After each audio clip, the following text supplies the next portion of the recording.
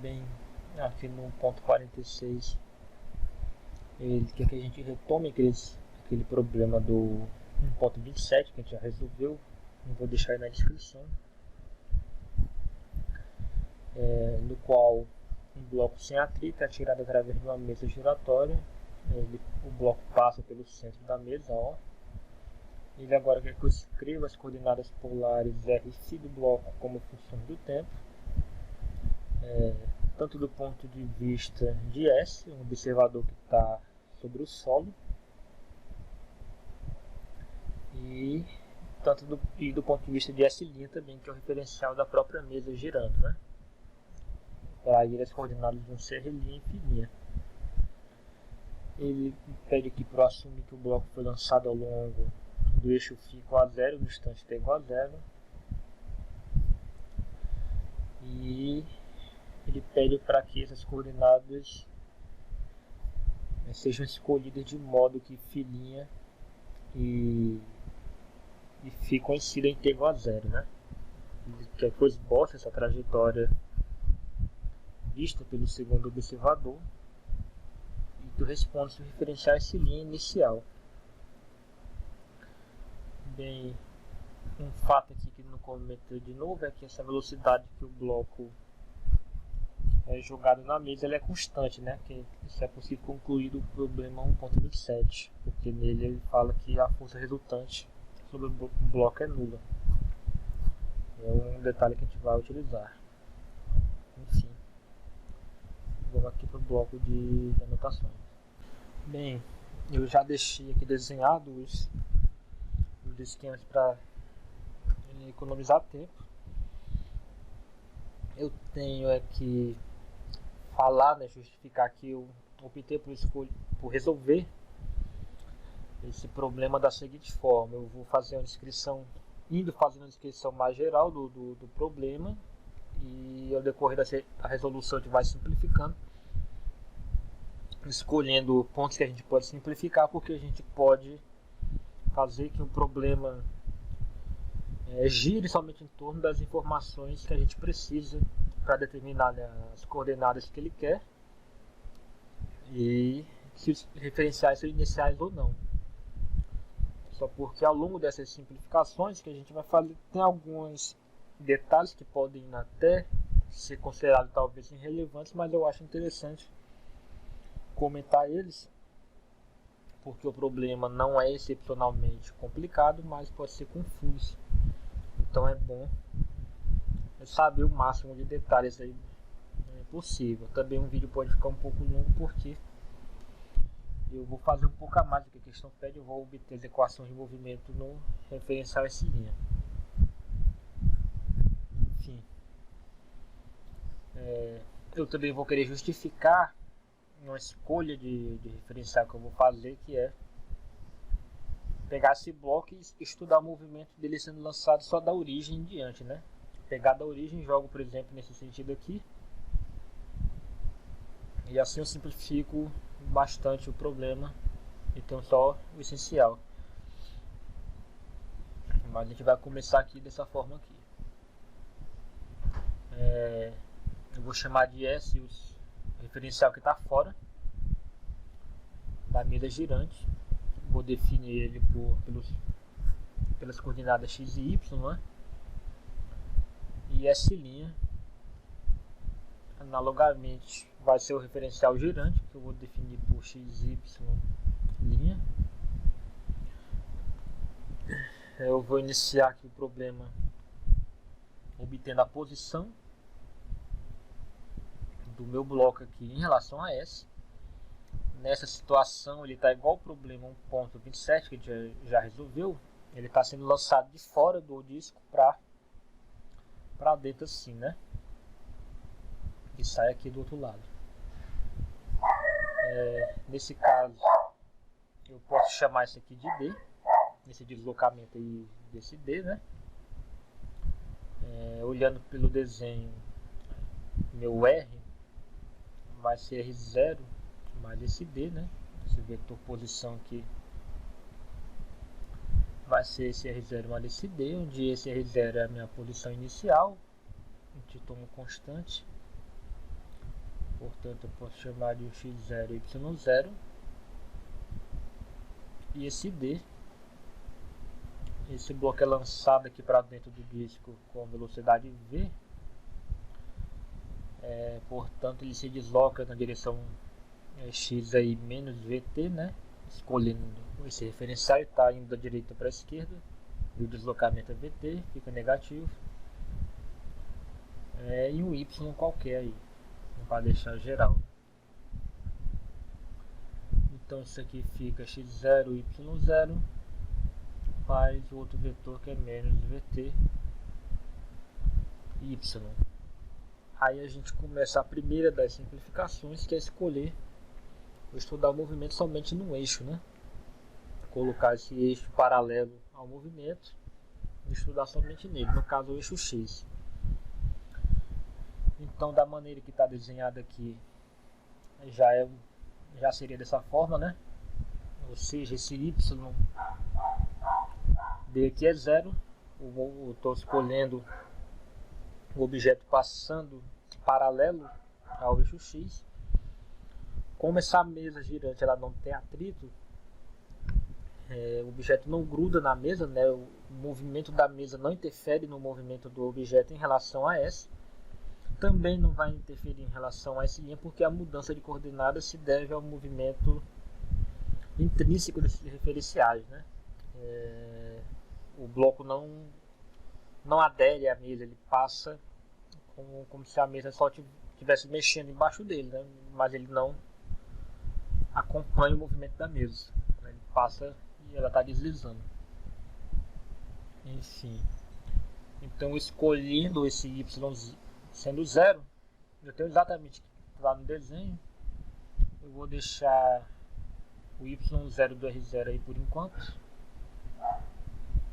e meu r vai ficar x0 menos vt y0.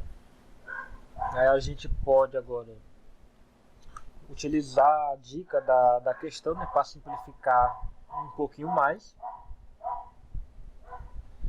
que ele fala para a gente escolher a origem dos referenciais coincidindo em t igual a zero, né?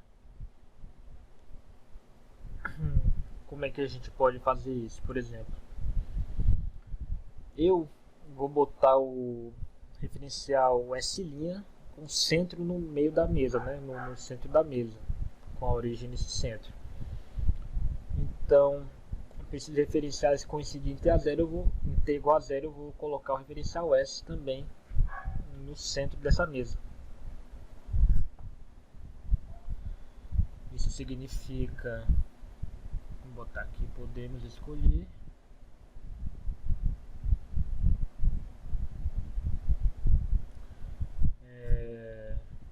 o centro da mesa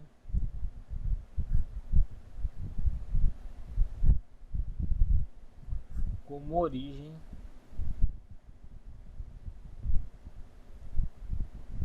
de S. Isso implica que o y0 é zero, né?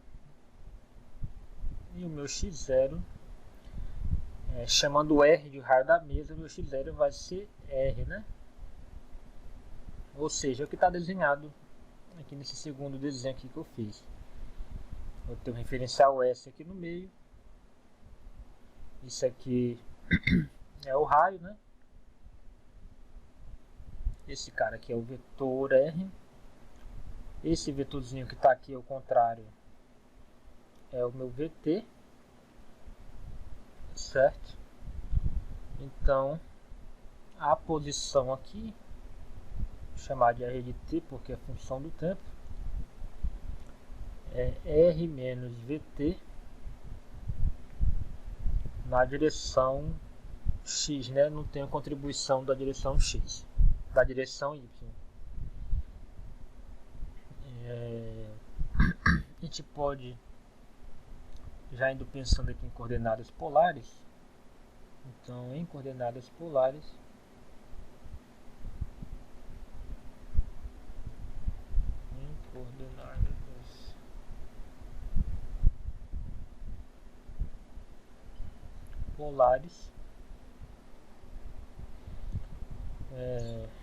a gente sabe que o vetor R, o vetor posição, que é definido como o vetor que parte da origem até o meu objeto, em coordenadas polares, ele é simplesmente R na direção R chapéu, né?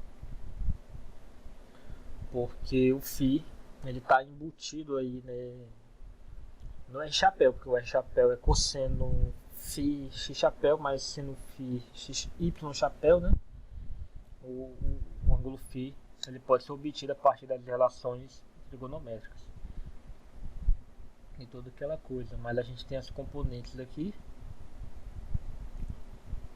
O vetor R ele é R menos VT na direção R chapéu, né? O vetor R chapéu, o versor R chapéu está aqui. E como a gente escolheu assim, ele está junto com o eixo X, coincide aí, né? E esse aqui é o versor φ. Então eu tenho, neste caso aqui, eu vou colocar aqui o φ de t, devido aqui a escolha de y igual a zero, né? Isso implica nesse φ ter componente nula também, né?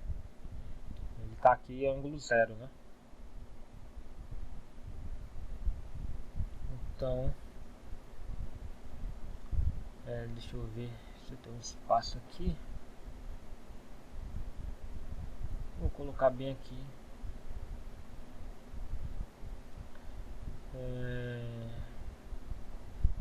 Aliás, eu vou deixar assim para economizar espaço. A gente vai analisar o seguinte.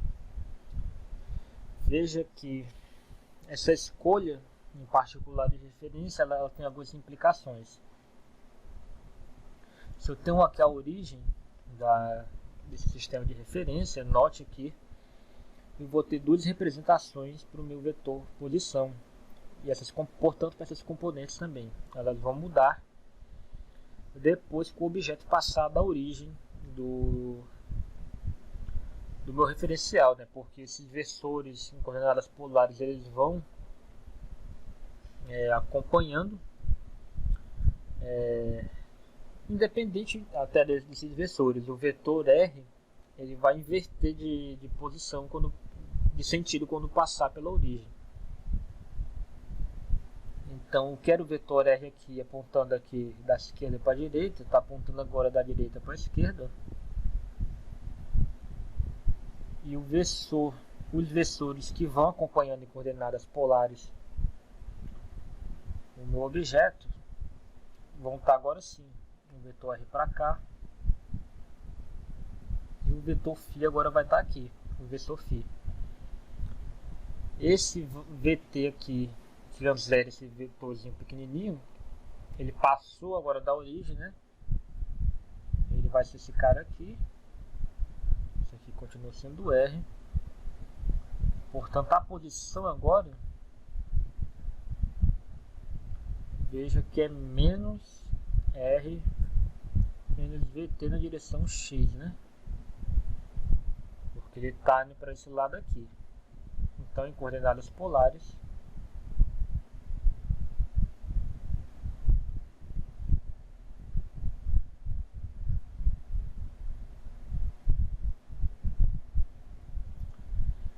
eu vou ter o R de T igual a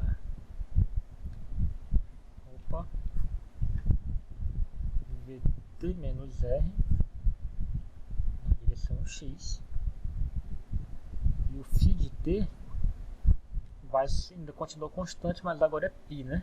Porque esse versor está ao contrário, ele está agora está no segundo quadrante aí, ainda na horizontal, portanto isso aqui é π. Note então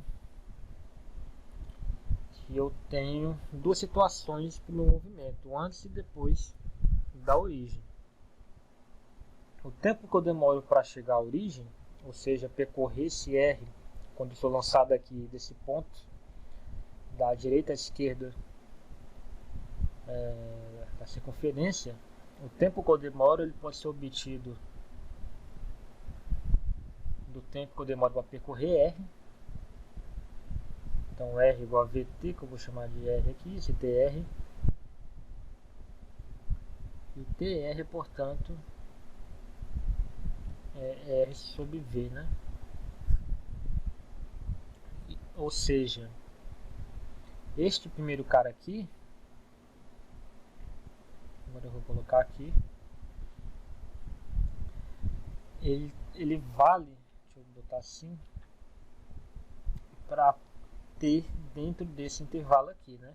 Quando T for menor do que esse valor, ou seja, menor do que o tempo que ele demora para percorrer R, eu estou dentro do domínio dessa função aqui. Então, eu tenho algo assim, né? Se o meu T está entre 0 e R sobre V, que é o meu TR aí, o que descreve o movimento é isso aqui. E nessa situação, é para o T maior que R sobre V, né? Então, por que isso é interessante?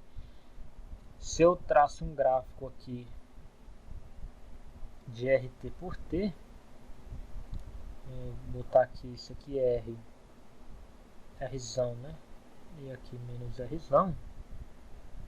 Veja que das funções, né, como esse aqui está R menos VT e essa menos VTR, são funções lineares, tem gráficos de linha reta, né? E são algo assim.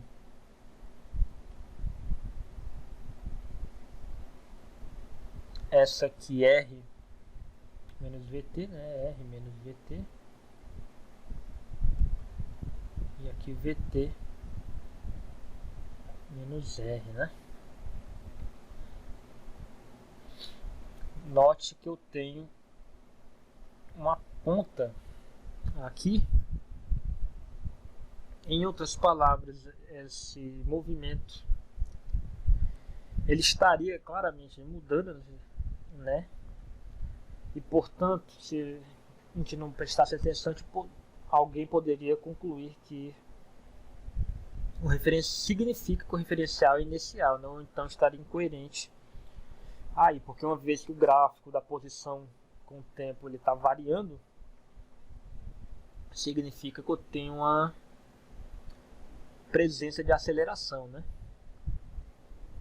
E portanto o referencial não seria inicial. Só porque nessa ponta aqui a derivada R' de t, né? Ela não é definida, aliás, ela não tem derivada nesse ponto. Em quinas de funções a gente não tem derivadas definidas. Se a gente não tem essa derivada definida, significa que a gente também não tem a derivada segunda definida. Ou seja, a gente não consegue escrever a segunda lei de Newton nesse ponto aí, né, que coincide com a origem do meu sistema de referência. Se a gente não consegue escrever a segunda lei de Newton, a gente não consegue determinar se o referencial é a priori inicial ou não. Só porque o que acontece? Os dois gráficos que eu tenho, a junção dessas duas retas, eu posso estudar elas como movimentos independentes, né? Ou seja, eu estou costurando a função, né? E tirando essa descontinuidade aí. E se eu analiso elas separadamente, cada um dos gráficos, eles são sim gráficos para referenciais iniciais, né? Porque eu não tenho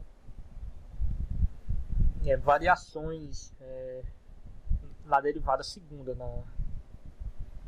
dessa reta aí. Bem, então pensando nisso, aliás, do ponto de vista físico, seria mais simples concluir isso, porque uma vez que eu estou aqui no centro dessa mesa, se eu pensar assim, né, e não tem atrito, então a mesa está se mexendo aqui embaixo e eu vejo o bloco vindo na minha direção. Se eu penso, por exemplo, abrindo as pernas e o bloco passando por baixo, é claro que eu concluo que o bloco está percorrendo a linha reta. Eu concordo com o referencial inicial. Mas do ponto de vista totalmente analítico tem esse detalhezinho. Então, isso aqui me justifica que eu posso tomar o movimento dessa maneira aqui, né? Estudar o movimento dessa maneira. Eu posso escolher só um lado que o bloco está percorrendo, né? Partindo da origem em diante.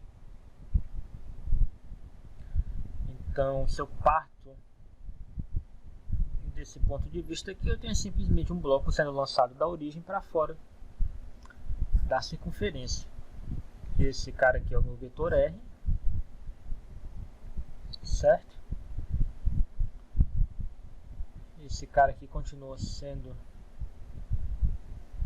o R, só porque agora eu não preciso dessa informação do R, né? Porque eu estou partindo da origem.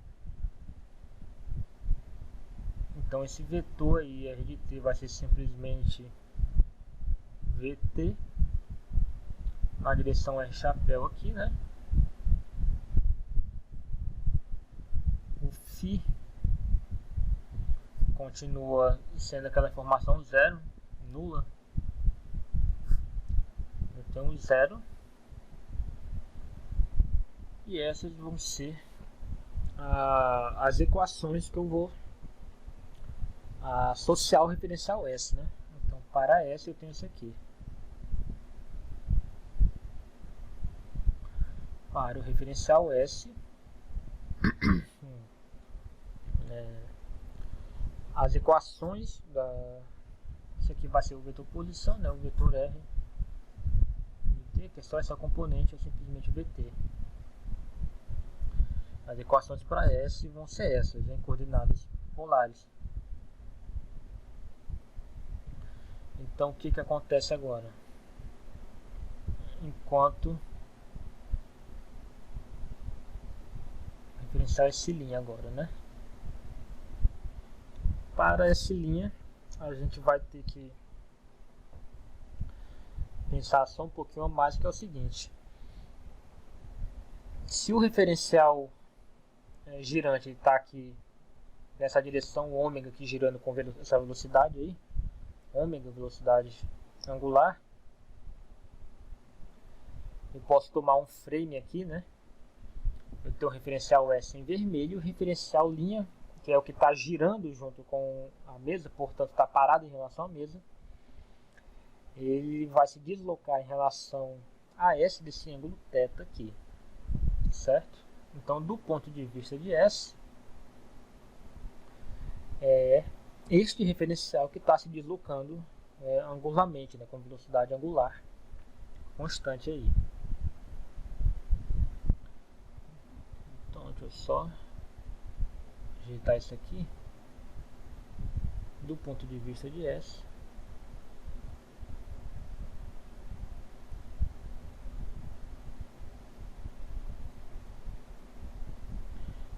é o referencial S' que está se deslocando. Do ponto de vista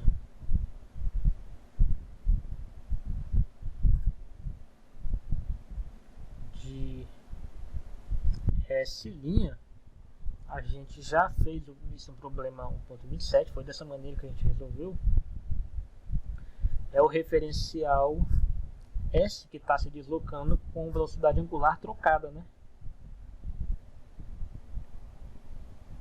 Agora o disco estaria girando nesse sentido aqui, a mesma, né? O ângulo θ está invertido. Então, vamos tentar obter as equações aí de movimento, aliás, de movimento não, só as coordenadas polares por enquanto, o referencial S'. Bem, se eu considero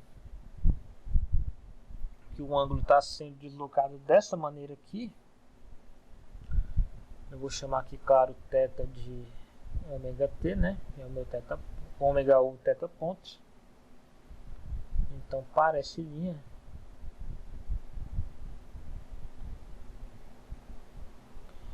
eu vou escrever assim. A posição vai ser dada por VT na direção R', certo? E veja, eu vou chamar isso aqui de S, em relação a S, né? E veja que esse ângulo θ, agora medido a partir de S', como ele vai ter o sinal trocado, eu vou ter a componente φ', né? Igual a θ na direção φ, menos θ na direção φ, porque o vetor R está junto com o meu objeto e o vetor φ vai estar aqui.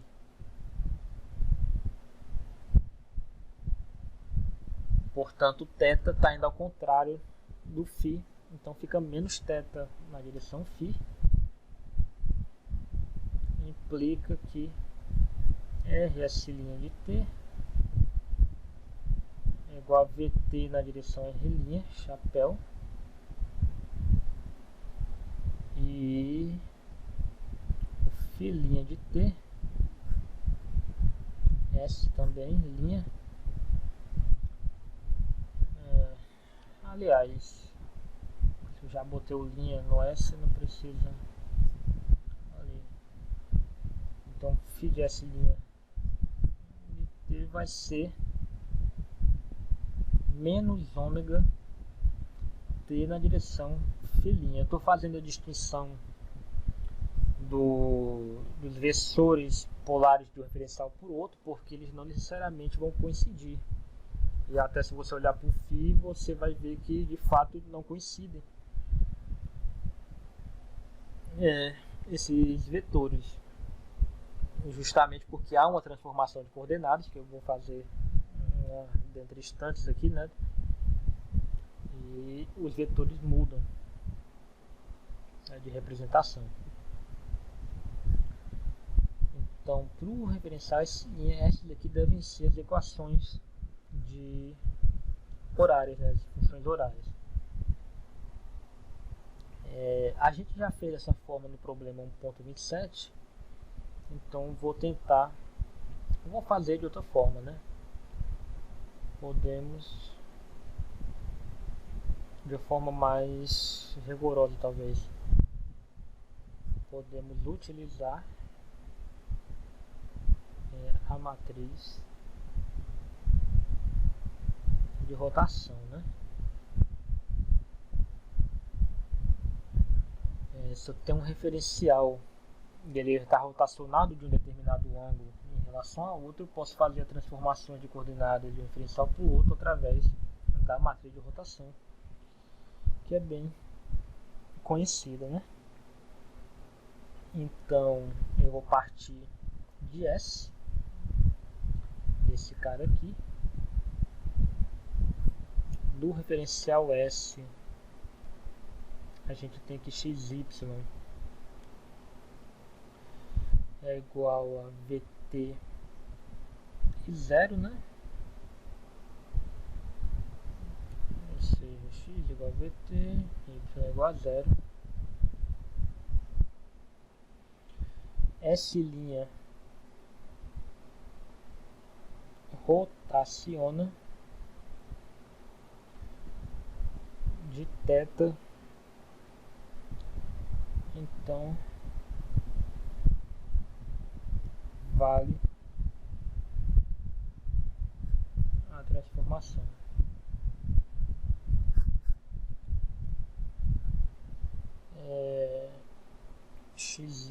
y' nesse vetor aqui, no referencial essa linha vai ser, aí a transformação vai ser a matriz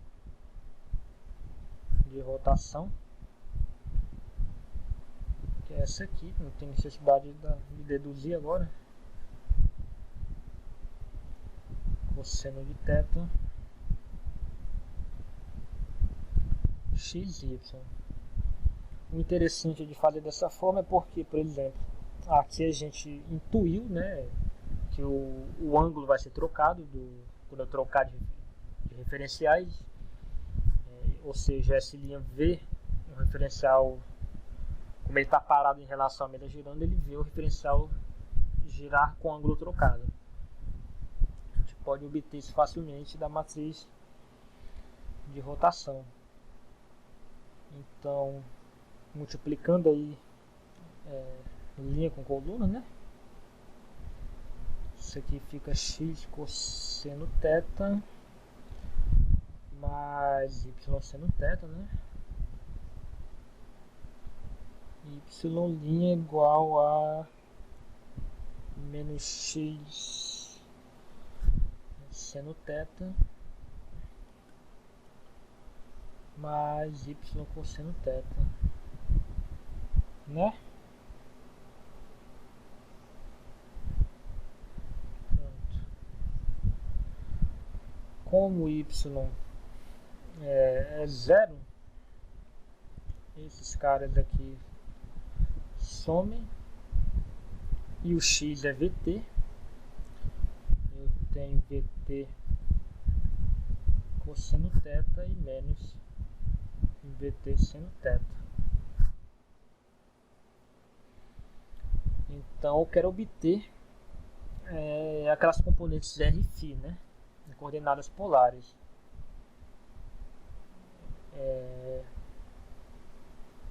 Para isso a gente sabe que de maneira geral aquela componente R é dada por x ao quadrado y ao quadrado, né, mais y ao quadrado, um módulo, como aqui vai ser no referencial essa linha, a gente vai obter esse módulo aí para o referencial essa linha. Isso daqui vai ficar v ao quadrado, t ao quadrado, e aqui v ao quadrado, t ao quadrado também, vai ficar cosseno ao quadrado e seno ao quadrado. Eu vou poder botar o vt ao quadrado em evidência. Então fica algo assim, v ao quadrado, t ao quadrado, cosseno ao quadrado de θ mais seno ao quadrado de θ elevado ao meio. Isso aqui é 1, portanto isso aqui é igual a VT, é claro, né? Significa que a componente RS' é o VT que a gente obteve aqui, né? E a componente, vou botar assim, aqui for VT,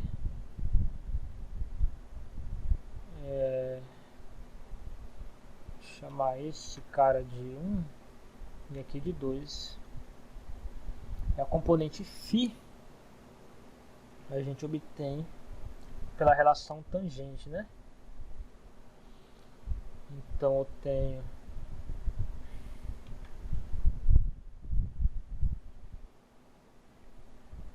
menos a tangente é y sobre x, né? Então fica menos VT seno de θ e VT cosseno de θ embaixo. Esses caras somem. Isso aqui é menos tangente de θ. Ora, isso aqui implica que φ' é igual a menos θ, certo? E como θ é o ômega t, por definição, implica que isso aqui é menos ômega t. Então a componente aí filinha, né? Ou simplesmente φ de S' é igual a menos ômega t, que foi o resultado que a gente obteve aqui, intuindo, né, que aqui a gente obteve intuindo que o movimento é seu contrário, e a matriz de rotação dá isso naturalmente. Bem, agora a gente vai verificar se S e S' são iniciais ou não. Vamos verificar se S e S' são iniciais ou não. Então, como é que a gente vai fazer isso? Eu vou lembrar dessa relação aqui em coordenadas polares. Vou botar aqui em coordenadas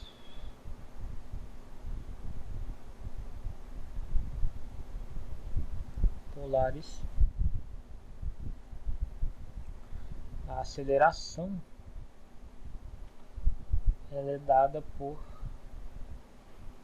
aquela componente aqui, derivada segunda dela, r φ ponto ao quadrado, isso aqui na direção r, mais r φ dois pontos, mais 2 r ponto φ ponto na direção φ. Essa é a expressão para aceleração em coordenadas polares. Então a gente vai utilizar ela para determinar se os referenciais são iniciais ou não, né? Porque uma vez lá do início que a gente disse que o bloco é jogado com velocidade constante, um referencial inicial deve observar que não há nenhuma força resultante agindo sobre o bloco, né? Portanto, deve ter aceleração nula. E o referencial inicial simplesmente não satisfaz a isso. Então, verificando S.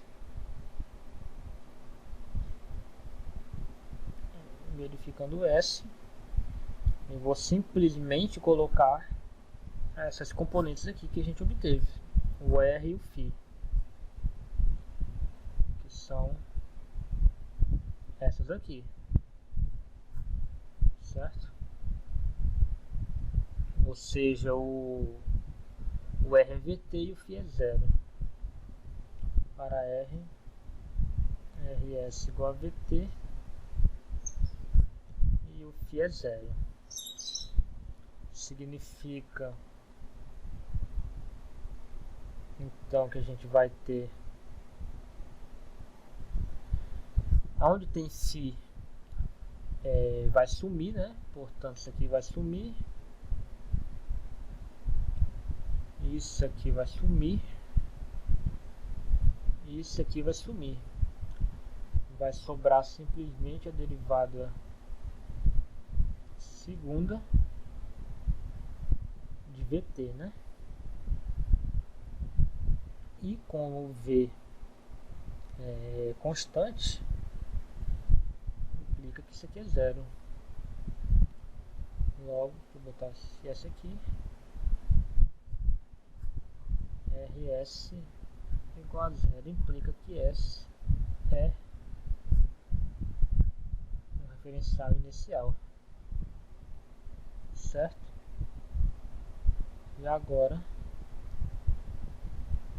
a gente parte para o S'. Verificando S',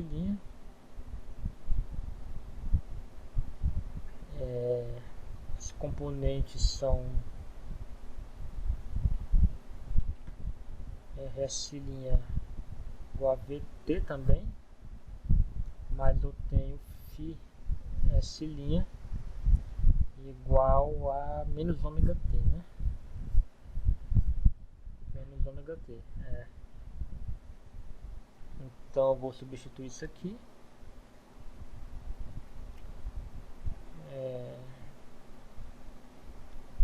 R2 pontos aí para S' vai ficar... nesse cara aqui eu vou ter que... Vou escrever aqui, né? Vou acelerar o vídeo, eu acho.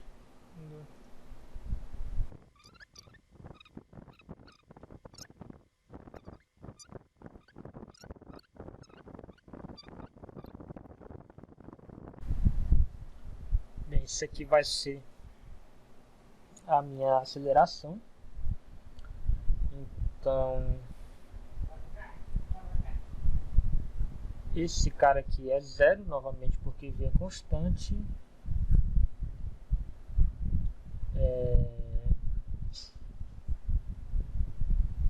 Esse cara aqui vai ser zero, porque ddt de menos ômega t é igual a menos ômega, e o ômega é constante. Quando eu derivar de novo, isso aqui some. Então, isso aqui é zero. Vai sobrar este cara aqui só, né? E daqui vai sobrar esse aqui, que esse aqui vai ficar menos ômega, e ele vai do quadrado vai ficar ômega ao quadrado. Então R2 pontos S' vai ser menos ômega ao quadrado VT, na direção é chapéu linha, menos 2V daqui, né? E o outro é ômega, que vai ficar negativo por causa do menos do ômega, menos V T na direção,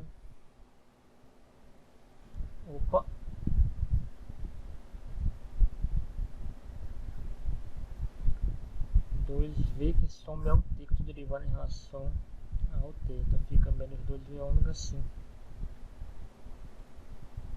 Essa vai ser a aceleração medida no referencial girante, S'. Portanto, S' não é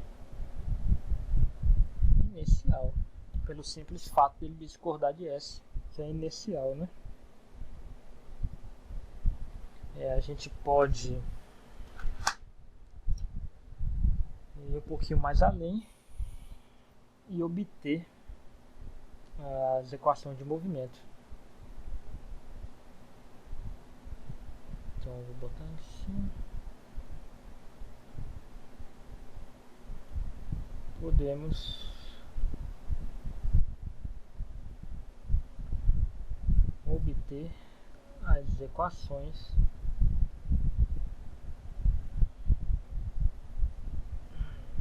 de movimento. Bem, a gente tem que saber que as transformações de vessores polares para cartesianos são dadas assim.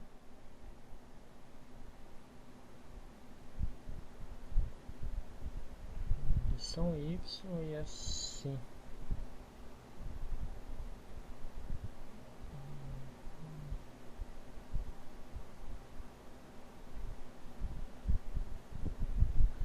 Cosseno φ na direção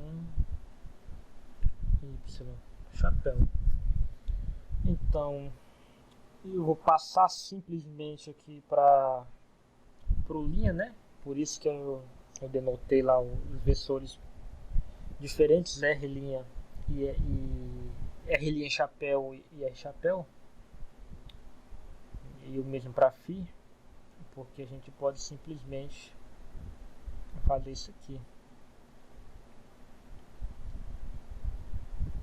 passar pro linha, né, onde é claro o x' e o y' são os versores do referencial cartesiano linha, né, do meu S' lá do começo.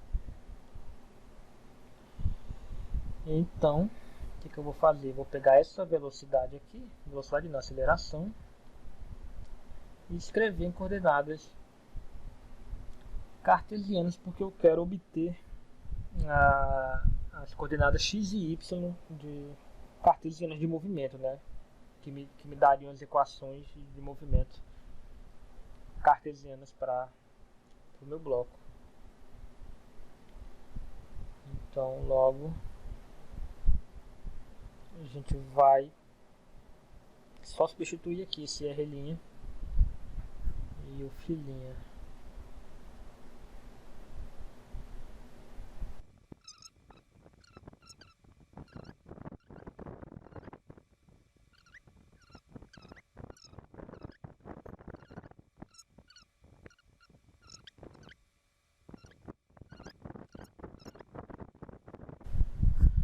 Bem, esses caras aqui vão ser o meu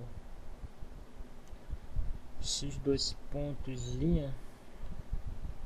Aliás, eu vou colocar assim essa linha, porque senão parece que estou derivando.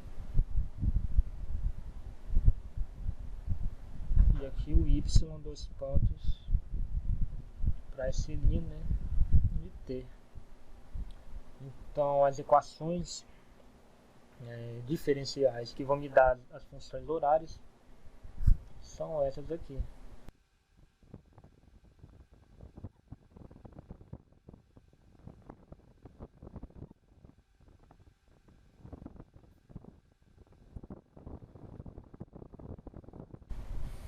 Essas equações você pode notar que talvez não seja uma tarefa simples obter a solução, porque esse ângulo φ aí ele é função do tempo também, né? Esse φ'. Mas enfim, uma coisa que você pode intuir é que as soluções vão ser angulares, né? E de fato você pode verificar, no YouTube tem vídeos de sistemas de referenciais girantes que são bastante interessantes, porque as trajetórias são meio que aqueles limações, né, do cálculo, aquelas rosáceas que o referencial S' vai observar esse bloco percorrer, né? Enquanto o referencial S, que é inicial, vai ver uma linha reta, o bloco percorrendo a trajetória retilínea, o referencial S' que está girando vai ver o bloco percorrendo essas trajetórias espiraladas, né? Bem, acho que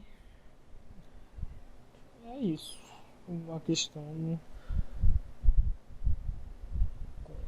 pode ser talvez, deixa eu ver, tem esse detalhezinho. Se você quiser, claro, você pode representar deixar ainda mais geralzinho essa componente φ de S' fazendo a seguinte, deixa eu ver aqui, essa seguinte observação aqui, né, que se o bloco não é lançado daquela forma bonitinha, com primeiro para φ igual a 0 e depois para π, né, passando aí no meio da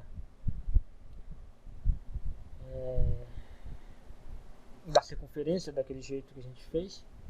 Se ele é lançado com um ângulo diferente inicial, então a relação fica dada por isso aqui, né? Porque eu tenho esse ângulo θ seguindo para cá, e eu vou ter esse ângulo φ, que eu chamei aqui de φ do referencial S com essa posição do bloco, e vou ter esse ângulo φ', que vai ser o ângulo medido pelo referencial S'. E quando eu relaciono eles, eu obtenho isso aqui, né? A nova medida para φ', portanto, seria menos ômega t menos φ, né? Ou seja, φ menos ômega t, que deixaria mais geral aí, mas enfim. Acho que isso já dá para ter uma análise mais geral do problema.